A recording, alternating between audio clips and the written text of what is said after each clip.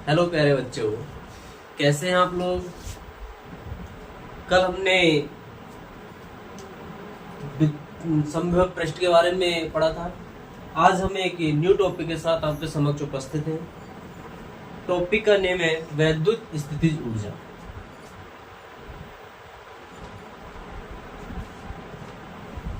वैद्युत स्थितिज ऊर्जा। वैद्युत स्थितिज ऊर्जा। वैद्युत स्थितिज ऊर्जा क्या होती है? यहाँ पर हम दो बिंदु आवेश लेंगे, मतलब दो या दो से अधिक बिंदु आवेश लेंगे। उन आवेशों को अनंत से परस्पर निकट लेकर आएंगे और निकट लाने में, आवेशों को निकट लाने में जो निकाय की वैद्युत स्थितिज ऊर्जा होगी वो उस निकाय को बनाने में किए गए कार्य के बराबर है। क्या? दो या दो से अधिक बिंदु आवेशों से मिलकर बने निकाय की वैद्युत स्थितिज ऊर्जा आवेशों को अनंत से परस्पर निकट लाकर उस निकाय को बनाने में किए गए कार्य के बराबर है। दूसरी परिभाषा हम ये कह सकते हैं कि वैद्युत बल के विरुद्ध किया गया कार्य क्या हो जाएगा? वैद्युत बल के विरुद्ध किया गया कार्य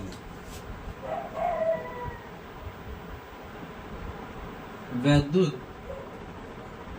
बल के विरुद्ध किया गया कार्य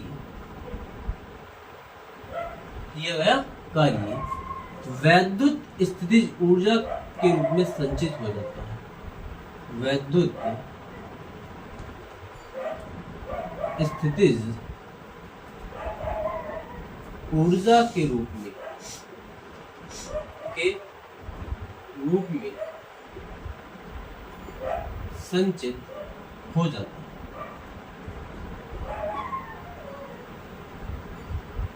वैद्युत बल के विरुद्ध किया गया कार्य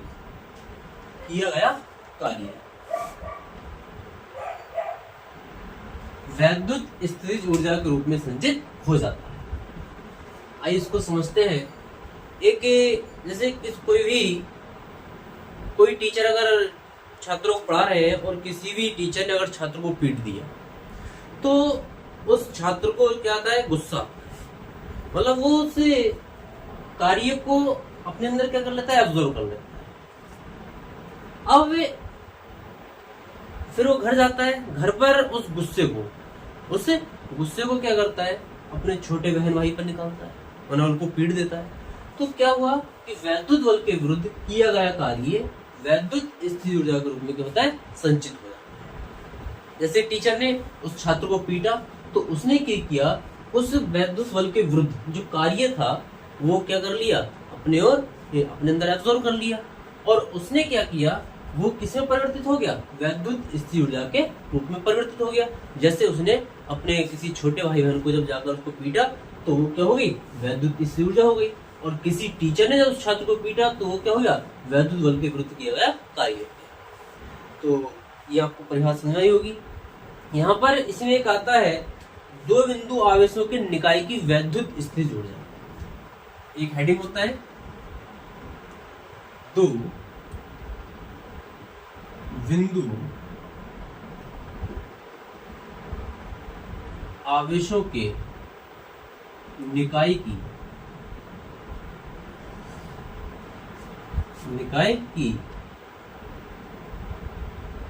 वैद्युत स्थितिज ऊर्जा। दो बिंदु आवेशों के निकाय की वैद्युत स्थितिज ऊर्जा। इसमें क्या होगा?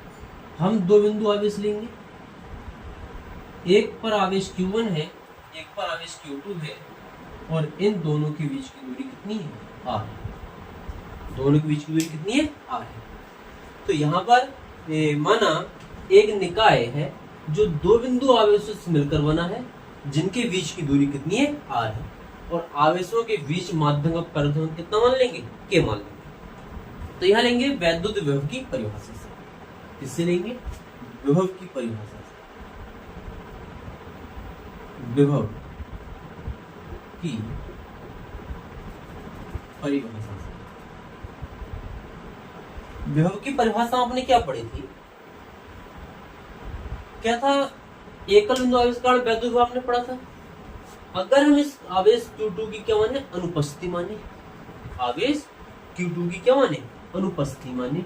तो यहाँ पर जो आवेश Q1 होगा, इसके कारण B पर जो विभव होगा वो कितना होगा? विभव कितना होगा? तो क्या लेंगे? एकांक आवेश को अनंत से Q1 से R दूर तक लाने में किया गया कार्य। एकांक आवेश को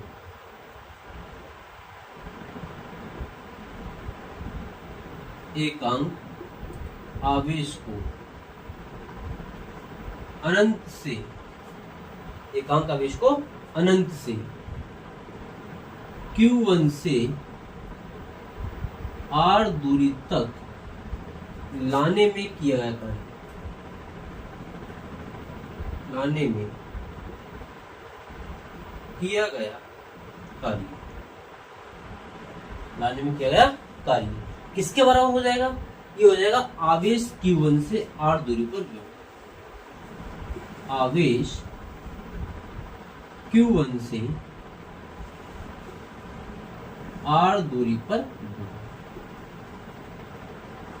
अब आवेश Q1 से R दूरी पर विभव कितना होगा? आपने फॉर्मूला पढ़ा था एकल बिंदु आवेश के कारण वैद्युत विभव। तो एकल बिंदु आवेश के कारण वैद्युत विभव का फॉर्मूला क्या था? कितना था? 1/4πε0 K इंटू में Q/में R। अब आवेश Q1 है तो यहाँ पे कितना लेंगे? Q1 लेंगे। अब यहाँ पर क्या था? एकांक आवेश को। अब एकांक आवेश को ना लेकर के हम आवेश को कौन सा आवेश को लेकर आएंगे? आवेश Q2। क्या लेकर आएंगे? आवेश Q2। आवेश Q2 को अनंत से Q1 से R दूरी तक लाने में क्या है? R दूरी तक लाने में किया गया कार्य।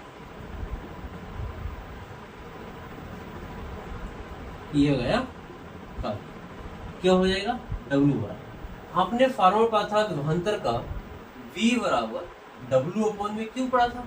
तो W बराबर कितना हो जाएगा? VQ होगा। क्या होगा? W बराबर VQ। तो यहाँ पर कौन सा आवेश को लेकर आ रहे हैं? आवेश Q2 को लेकर आ रहे हैं। कहां से लेकर आ रहे हैं? अनंत से Q1 से R दूर तक लेकर आ रहे हैं। मतलब पहली अवस्था में थी ये वाली स्थिति जो थी, यहाँ पर हमने Q2 को क्या माना था? एकांक आवेश माना था। और यहाँ पर जो Q2 की थी वो अनुपस्थिति थी। तो आवेश मतलब आवेश को क्या लेकर आ रहे थे? हम अनंत से Q1 से R दूर तक लेकर आ रहे थे। इस बिंदु तक लेकर आ रहे थे, एक आवेश को लेकर आ रहे थे। तो वहां पर जो विभव होगा, जो किया कार्य होगा, वो विभव के बराबर हो जाएगा। क्यों? क्योंकि अगर यहाँ पर इसका मान अगर हम 1 मानेंगे तो B बराबर किसके होगा? W के होगा। B बराबर किसके होगा? W के। तो यहाँ पर जो B बराबर है वो किसके हो गया? W के हो गया। अब किसको लेकर आ रहे हैं? आवेश Q2 को लेकर आ रहे हैं। तो आवेश जब Q2 को लेकर आएंगे तो किया कार्य कितना होगा? W बराबर VQ हो जाएगा। अब W बराबर जब VQ होगा तो V का मान तो कितना है हमारा? मतलब इसको हम V1 मान लेंगे। तो क्या हो जाएगा? V1 इंटू में किस आवेश को लेकर आ रहे हैं? Q2 को लेकर आ रहे हैं।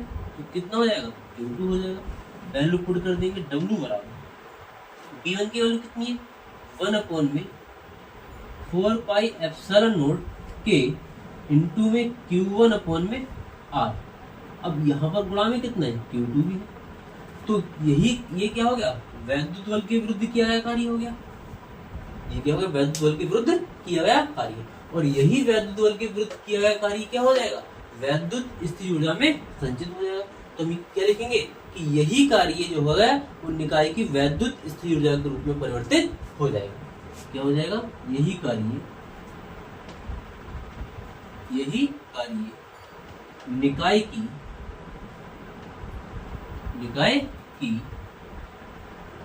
वैद्युत स्थितिज ऊर्जा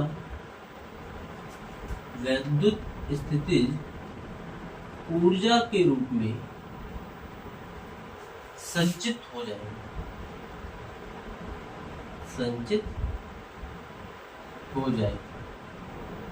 तो क्या होगा, अतः निकाय की वैद्युत स्थितिज ऊर्जा, अतः निकाय की वैद्युत स्थितिज ऊर्जा को किस लिखेंगे, यू से लिखते हैं। यू बराबर हो जाएगा 1/4πε0 के इंटू में Q1 Q2 अपॉन में R।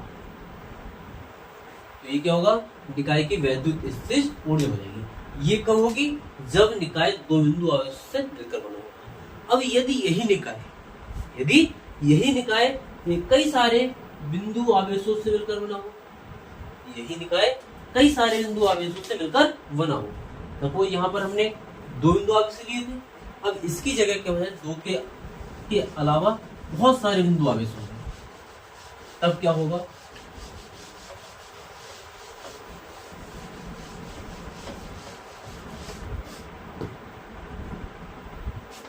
यहाँ पर जो है हमने अब तीन बिंदु आवेश लिए, यहाँ पर आवेश Q1 हो गया, यहाँ आवेश कितना हो गया, Q2 हो गया, यहाँ आवेश कितना हो गया, Q3 हो गया, Q1 Q2 Q3।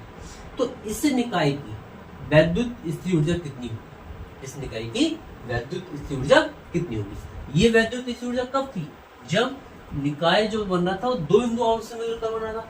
अब कितने आवेश है, तीन आवेश है, तो यहाँ पर जो ऊर्जा होगी U बराबर वो कितनी होगी, 1/4πε0 के ब्रैकेट।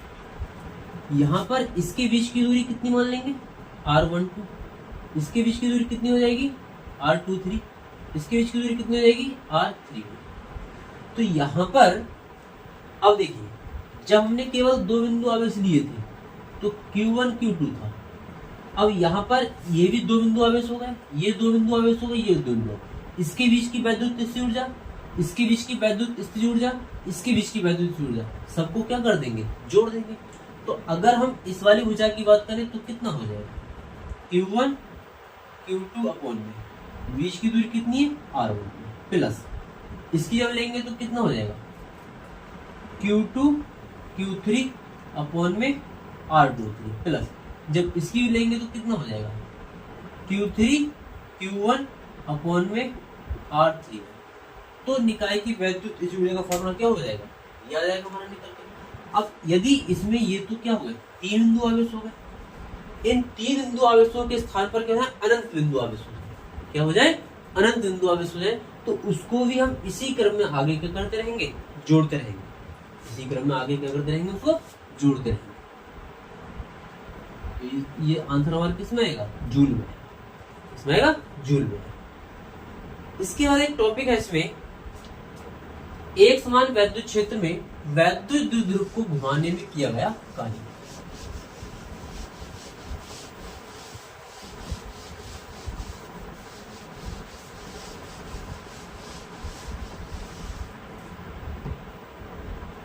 एक समान वैद्युत क्षेत्र में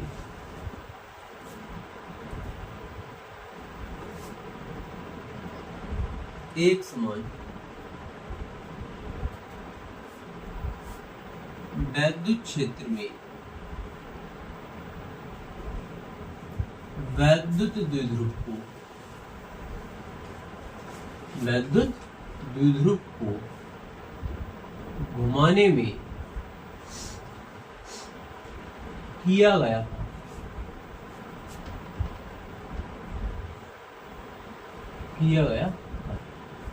क्या होगा, यहाँ पर एक समान वैद्युत क्षेत्र होगा जिसमें एक वैद्युत द्विध्रुव होगा, उस वैद्युत द्विध्रुव को घुमाने में कितना कार्य करना हो, तो सबसे पहले क्या है, एक समान वैद्युत क्षेत्र कहाँ होता है, जहां वैद्युत बल रेखाएं परस्पर समांतर और समदृष्ट होती हैं, जहां वैद्युत बल रेखाएं परस्पर क्या होती हैं, समांतर और समदृष्ट होती हैं, पर समान दूरी पर होती हैं, वहां क्या होता है, एक समान वैद्युत क्षेत्र होता है। इस एक समान वैद्युत क्षेत्र में एक वैद्युत द्विध्रुव रखा है, इसमें क्या रखा है, एक वैद्युत द्विध्रुव रखा है। ये जो वैद्युत द्विध्रुव है ये क्षेत्र की दिशा से थीटा कोण बनाता है और इसका जो द्विध्रुव आघूर्ण है वो कितना है, P वेक्टर। ये क्षेत्र की दिशा से कितना कोण बना रहा है, थीटा कोण बना रहा है, और इसका जो द्विध्रुव आघूर्ण है वो कितना है, p वेक्टर। ये वैद्युत द्विध्रुव दो बिंदु आवेशों से मिलकर बना है। कितने, ये इसको a नंबर डाल दिया, इसको हमने b डाल दिया, प्लस क्यू और माइनस क्यू, दो बिंदु आवेशों से मिलकर बना है।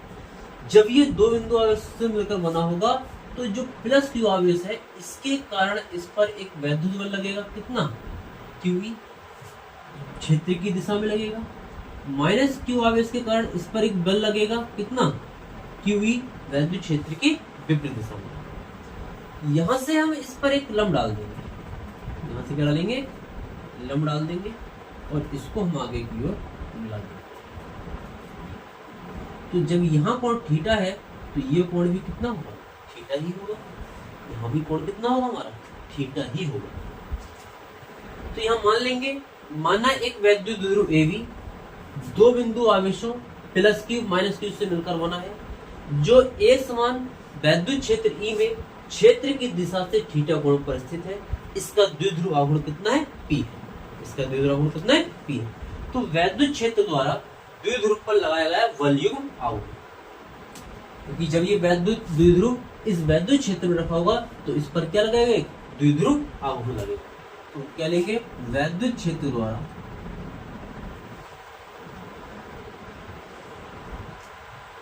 वैद्युत क्षेत्र द्वारा द्विध्रुव पर लगने वाला वलयुग्म आघूर्ण, लगने वाला वलयुग्म आघूर्ण टो बराबर, पिछले चैप्टर में हमने पढ़ा था कितना था, टो बराबर PE sin थीटा। कितना था, टो बराबर PE sin थीटा। इस द्विध्रुव आघूर्ण की क्रिया होती है कि ये इस वैद्युत द्विध्रुव को घुमाकर क्षेत्र की दिशा में लाने का प्रयत्न करता है। ये वलयुग्म आघूर्ण जो है वो इस द्विध्रुव को इस वैद्युत क्षेत्र की दिशा में करने का क्या करता है, प्रयत्न करता है। अब यदि करने का क्या करता है, ये प्रयत्न करता है, तो वैद्युत द्विध्रुव का कारक वलयुग्म को नियत मानते हो, मतलब इस जो वलयुग्म है इस, तो यहाँ पर क्या करेंगे, हम इस वलयुग्म को नियत मानेंगे, और इस वलयुग्म को नियत मानकर इस द्विध्रुव को सूक्ष्म कोण d थीटा से घुमाएंगे। तो सूक्ष्म कोण d थीटा घुमाने पर कितना कार्य करना होगा, इसका मान हमें निकालना है। तो क्या करेंगे, वलयुग्म को नियत मानते हुए, वल युग्म को नियत मानते हुए, नियत मानते हुए वैद्युत द्विध्रुव को, वैद्युत द्विध्रुव को सूक्ष्म कोण d थीटा घुमाने में किया गया कार्य, किया गया कार्य कितना हो जाएगा। अब सूक्ष्म और d थीटा घुमा रहे तो कार्य भी कैसा होगा, सूक्ष्म ही होगा। तो dw बराबर क्या आ जाएगा, dw बराबर कार्य बराबर क्या होता है, बल गुणा विस्थापन। कार्य बराबर क्या होता है, बल गुणा विस्थापन। तो यहां पर जो बल है वो कितना है, टो है। कितने विस्थापित कर रहे हैं, d थीटा विस्थापित कर रहे हैं। तो dw बराबर कितना हो जाएगा, टो का मान PE sin थीटा इंटू में d थीटा, ये आ जाएगा। अब वैद्युत द्विध्रुव को वैद्युत क्षेत्र में क्या लेंगे, वैद्युत द्विध्रुव को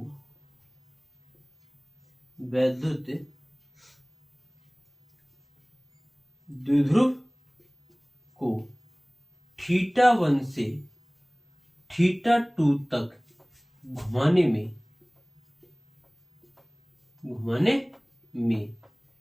किया गया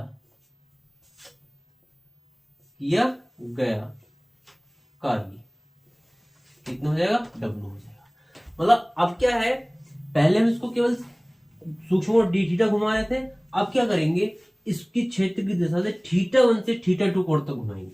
कितना, θ1 से θ2 कोण तक घुमाएंगे। तो उसको घुमाने में कितना कार्य करना हो, तो यहां पर कार्य क्या आ जाएगा, कुल कार्य आ जाएगा। तो कहां से घुमा रहे हैं, इसके लिए हम समाकलन का प्रयोग करेंगे।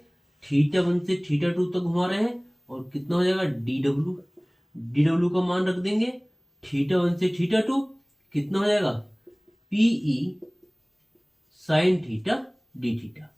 परिवर्तन किसमें हो रहा है, परिवर्तन जो हो रहा है वो हो रहा है हमारा किसमें, थीटा में। तो थीटा वाले पद अंदर रह जाएंगे, बाकी पद क्या आएंगे, बाहर आ जाएंगे। तो क्या आ जाएगा W बराबर PE समाकलन θ1 से θ2 तक कितना हो जाएगा sin θ dθ। sin θ का जो समाकलन होता है वो कितना होता है माइनस का cos θ, और लिमिट कितनी है θ1 से लेके θ2 तक। यहां पर अप्लाई लिमिट कर देंगे। अप्लाई लिमिट करेंगे तो पहले क्या लगाते हैं अपर लिमिट, फिर लगाते हैं लोअर लिमिट और इस माइनस को लेंगे बाहर। तो W बराबर कितना हो जाएगा माइनस का PE ब्रैकेट में, पहले अपर लिमिट लगाएंगे तो cos θ2 हो जाएगा, फिर लोअर लिमिट लगाएंगे, बीच में चिन्ह किसका रहता है माइनस का रहता है, कितना होगा cos θ1। इस माइनस के अंदर गुणा कर देंगे तो W बराबर कितना हो जाएगा PE ब्रैकेट में cos θ1 से कहां तक cos θ2 तक। और यही मतलब ये क्या होगा हमारा कार्य निकल कर आ जाएगा। अब यदि ये जो वैद्युत ध्रुव है इसको हम क्षेत्र की दिशा में रखें, किस में रखें, क्षेत्र की दिशा में रखें, और क्षेत्र की दिशा से थीटा कोण पर घुमाएं। किससे, यदि इस वैद्युत ध्रुव को क्षेत्र की दिशा से थीटा कोण पर घुमाएं, क्या हो जाएगा, यदि द्विध्रुव को क्षेत्र की दिशा से थीटा कोण पर घुमाएं, क्षेत्र की दिशा से थीटा कोण पर घुमाएं,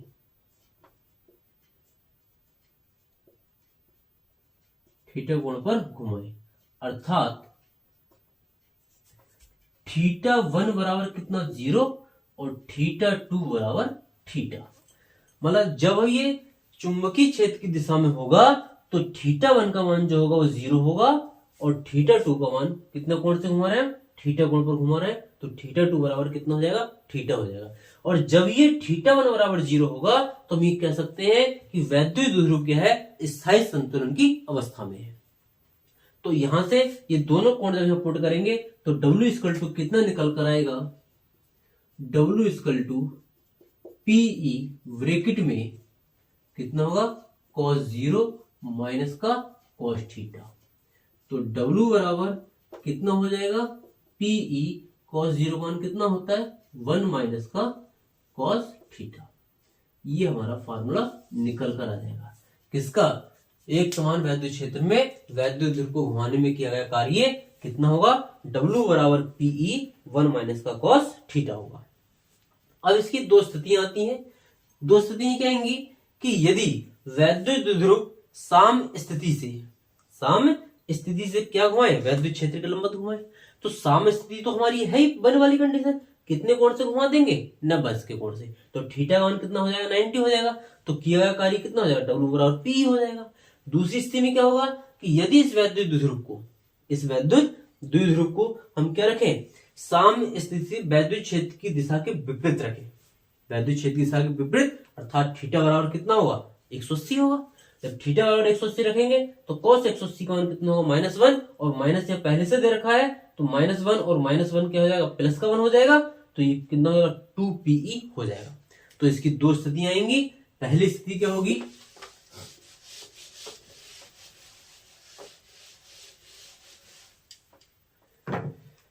पहली स्थिति होगी कि यदि वैद्युत ध्रुव को साम स्थिति से 90 अंश कोण घुमाने में किया गया कार्य, स्थिति 1 क्या होगी, साम स्थिति थीटा बराबर 0 होगी, साम स्थिति से कितना कोण थीटा बराबर 90 अंश तक घुमाने में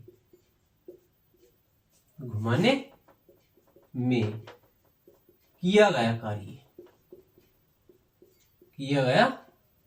कार्य क्या हो जाएगा, W बराबर कितना होगा, PE 1 माइनस का cos 90, cos 90 और cos 90 का मान कितना होता है 0, तो W बराबर कितना हो जाएगा, PE हो जाएगा।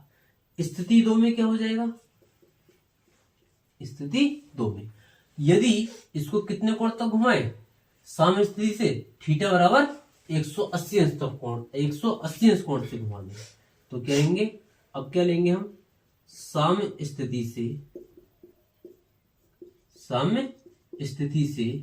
180 अंश तक घुमाने में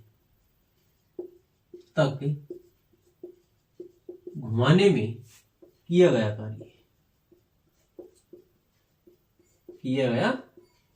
कार्य क्या हो जाएगा, W बराबर PE 1 माइनस का cos 180, तो W बराबर कितना हो जाएगा, PE 1 प्लस का 1 हो जाएगा, cos 180 का कितना होता है, -1 होता है, और माइनस यहाँ पे पहले से दे रखा है तो प्लस का 1 हो जाएगा, तो W बराबर कितना हो जाएगा, 2PE, कितना होगा, W बराबर 2PE। तो यहाँ पर आपसे प्रश्न ये पूछ सकता है कि एक समान वैद्युत क्षेत्र में एक वैद्युत द्विध्रुव रखा है, उसको साम्य स्थिति से 180 अंश कोण तक घुमाने में कितना कार्य होगा, उसमें आपको 4 ऑप्शन दे देगा, P दे देगा, 2P दे देगा, 3P दे देगा, 0 दे देगा। तो यहाँ पर आपको उत्तर क्या करना होगा, 2PE करना होगा। अगर वो 90 अंश तक कोण घुमाने में कार्य पूछेगा तो केवल उत्तर कितना करना होगा, आपको PE करना होगा, W=PE करना होगा। इसमें हम अब जो है कुछ न्यूमेरिकल्स, जो इंपोर्टेंट न्यूमेरिकल है परीक्षा की दृष्टि से, उनको सोल्व करेंगे। जिसमें पहला न्यूमेरिकल है आपका क्वेश्चन संख्या 1, 1 सेंटीमीटर त्रिज्या के गोले को, क्या है, 1 सेंटीमीटर त्रिज्या के गोले को 1 कूलम आवेश देने में, 1 कूलम आवेश देने में, मतलब 1 सेंटीमीटर त्रिज्या का गोला है जिसको हम कह रहे हैं 1 कूलम आवेश देने से, 1 कूलम आवेश देने से गोले के पृष्ठ पर वैद्युत विभव, गोले के पृष्ठ पर वैद्युत विभव, इसका मान हमें ज्ञात करना है। तो इसको सोल्व करते हैं। किसका मान दिया है, गोले की त्रिज्या दे रखी है, कितनी है, 1 सेंटीमीटर, तो ये वैल्यू हमारी किसकी है, R की है, R बराबर कितना है, 1 सेंटीमीटर। इसको हम m के स्पत्ति में बदलेंगे, तो m के स्पत्ति में क्या होता है, सेंटीमीटर को मीटर बदलेंगे, 10 की पावर -2 से गुणा कर देंगे, ये क्या बन जाएगा, मीटर बन जाएगा। और Q का मान कितना दे रखा है, 1 कूलम दे रखा है, क्या दिया है, 1 कूलम। हमें मान किसका निकालना है, V का। तो यहां पर जो फॉर्मूला आपने पढ़ा था, एकल बिंदु आवेश के कारण वैद्युत विभव कितना था, 1/4 पाई एप्सिलॉन नॉट इनटू में Q अपॉन में R, वैल्यू पुट कर देंगे। इसकी जो वैल्यू होती है वो 9 गुणा 10 की पावर 9 होती है। Q का मान कितना दिया है, 1 है, और R का मान कितना है, 1 गुणा 10 की पावर -2 है। तो V बराबर कितना हो जाएगा, 9 गुणा 10 की पावर 9, और ये -2 है, जब इसको ऊपर लेकर जाएंगे तो ये घात प्लस में चली जाएगी, तो V = हो जाएगा 9 गुणा 10 की पावर 11, और इसका मात्रा क्या होता है, वोल्ट। तो ये हमारा क्या हो जाएगा, आंसर हो जाएगा। नेक्स्ट क्वेश्चन में करते हैं। यहां पर एक 2 गुणा 10 की घात -4, 2 गुणा 10 की घात -4 कूलम का आवेश है,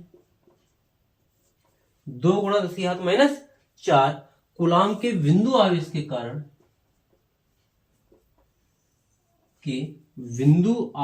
कारण,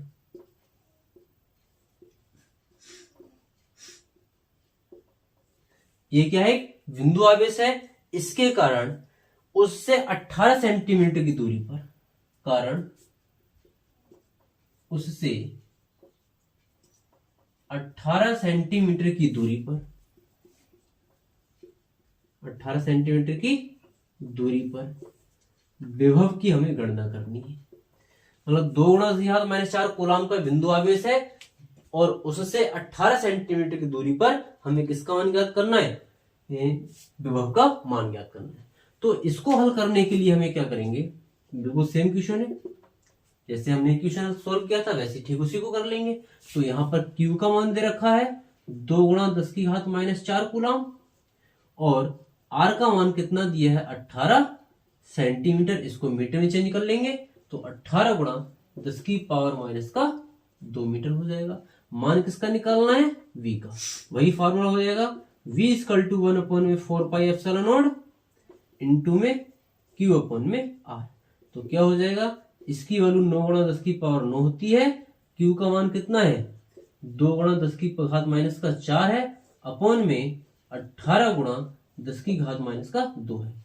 कितना होगा, 9 दूनी 18, 9 दूनी 18 पूरा कट जाएगा, ये क्या बचेगा 1 गुणा 10⁻⁻⁴ और ये ऊपर जाके किसका हो जाएगा, प्लस का हो जाएगा। तो 1 गुणा क्या हो जाएगा, 1 गुणा 10⁻9 और 2 कितने होंगे 11, 11 में से 4 हटाएंगे कितने बचेंगे 7। तो V बराबर कितना हो जाएगा 1 गुणा 10⁻7 वोल्ट, ये इसका आंसर हो जाएगा। V = 1 गुणा 10⁻7 वोल्ट, ये इसका आंसर हो जाएगा। तो आपको अगर वीडियो पसंद आई हो तो वीडियो को लाइक कीजिए, चैनल को सब्सक्राइब कीजिए और अपने दोस्तों को शेयर कीजिए।